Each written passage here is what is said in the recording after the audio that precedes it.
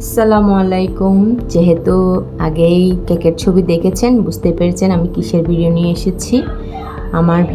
আজকের ভিডিওটা হচ্ছে মূলত ডল কেক নিয়ে।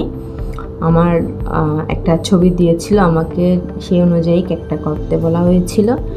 আমি যতটুকু সম্ভব চেষ্টা করেছি, কিন্তু রিভিউটাও পেয়েছে অনেক ভালো, আলহামদুলিল্লাহ।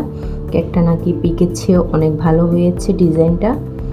আর যার বার্থডে ছিল সেও কেকটা খেয়ে ভীষণ খুশি বাচ্চাটা। তো আমি ফার্স্টে কেকের এখানে কী কী কালার দিয়েছি সেগুলো আপনাদেরকে দেখানোর চেষ্টা করেছি।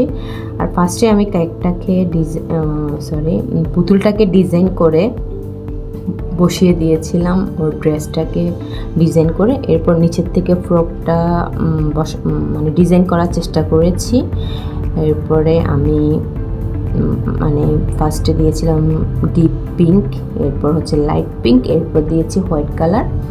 এরপর কিছু সুগার বল দিয়েছি। সুগার বল দিয়ে কেকটাকে ফুল মানে কেকের মধ্যে আসলে সুগার বলের ডিজাইনটা, সুগার বল না পড়লে ডিজাইনটা আসেই না। তো সেই কারণে কেকটা ফিনিশিংয়ের শেষে আমি সুগার বল অ্যাড করে দিয়েছিলাম। এরপরে যে পিঙ্ক কালার ড্রেস, যেহেতু নিচে আমি সাথে সাথে ফুল ক্রিয়েট করে দিয়েছিলাম, উপরে সুগার বল বসিয়ে দিয়েছিলাম।